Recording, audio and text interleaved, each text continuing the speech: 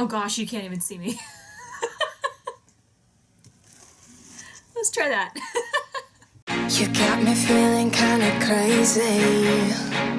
You got me feeling like my head is spinning round. The way you look is so amazing, amazing.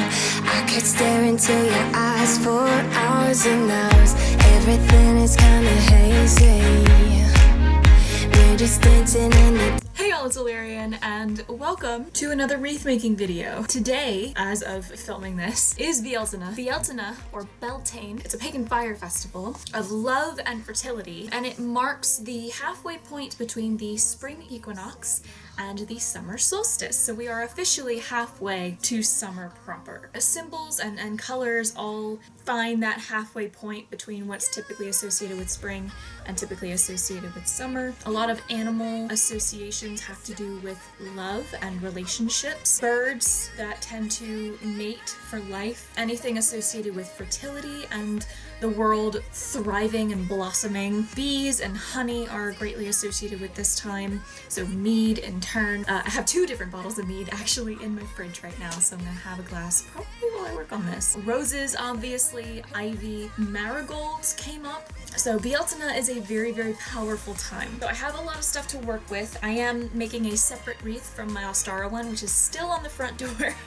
You'll see me switch them out toward the end of this video. I have another wreath frame that I just kind of had from when I was planning on doing stuff earlier in the year. I have marigolds. I have these two sets of bright orange marigolds that I got several years ago as decoration for Samhain and Dia de los Muertos. I also found some of these that are a bit more pink to kind of help balance out the more autumny orange that I've got on the older ones. I have two dark red roses. I have two very large stargazer lilies that I'm going to work with, which is a personal step forward. Those of you who personally know me will know what it means for me to be okay with using lilies. And I also have a lot of ivy. I've got these two coils with smaller leaves, and I have one very large strand. It's got some white flowers worked in. I'm probably gonna wrap the ribbon and wrap the ivy, and then I will weave the marigolds, the couple of roses, and the couple of lilies into it and wrap their stems. I have some blue, green, and red, nice bright colors. I might make almost like a maypole sort of look somewhere in the center. There's the yellow. Eventually, I want to get a proper pole to fix in my yard as a maypole for Bealtaine, like somewhere just right in the front. I still have silver ribbon from Ostara. For our animal components, butterflies have been a personal symbol that has come up a lot lately. I did find these. They almost look like their wings are painted with cherry blossoms, which I kind of liked. I have a few little birds. I went to Michael's on the hunt for bees. Really wanted to put bees on this wreath. The only ones I found for wreath making didn't look great. They were just like kind of sloppy black blobs with very messy, very thin yellow stripes on them. It's not a bee.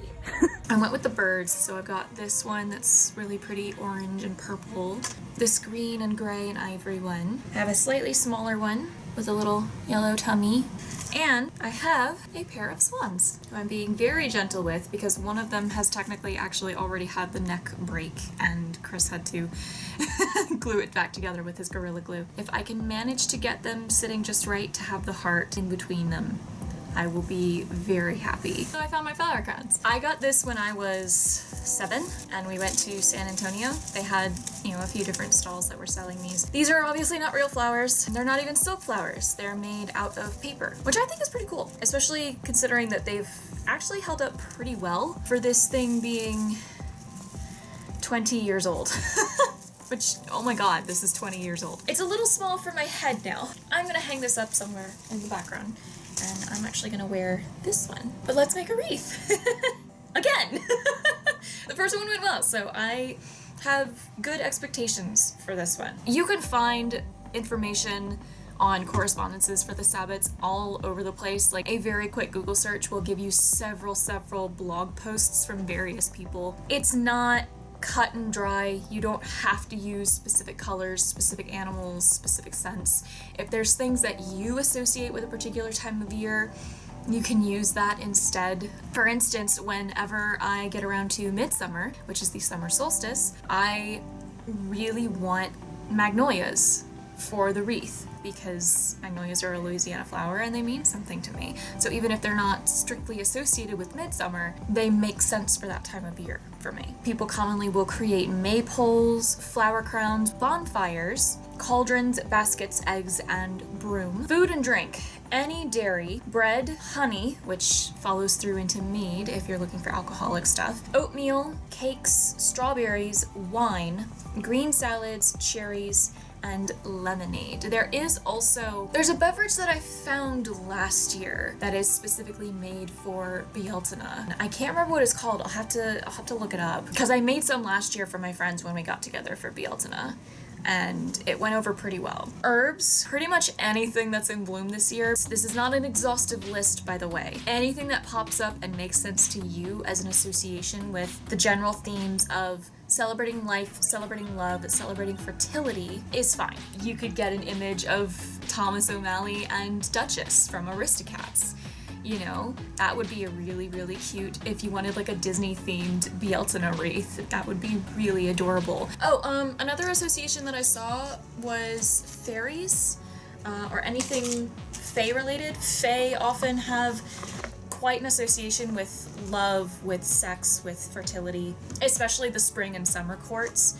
So fairies, pixies, sprites, any sort of fair folk creature. I went ahead and finagled the swans, and I did get them to make the heart with their heads, and they're adorable. I went ahead and clipped the other birds in as well. The birds kind of blend in a little bit, especially that one, because he's mostly green. But you know what? That's fine. The ivy filled out a lot of space, so I'm mostly using the flowers to fill what's left. I have all the marigolds clipped, and my pliers I was originally using for cutting through the wire broke. So I had to go get these beefy boys, which was honestly a good thing because the lilies have very thick stems. I'm gonna place all the marigolds first because I know I have twice as many of the orange ones as I have of the pink ones, so I can hopefully fit 2 in between each of the 5 points of the pentacle that I formed with the silver ribbon, and then 1 each of the pink ones, and maybe I'll scatter the other ones in. I think I'm gonna do the lilies and the roses opposite each other, or I might frame the swans with the roses. I might do that, and then do the lilies toward the bottom. If I need to shift the birds around to make room for the flowers, I will, but let's get some flowers on.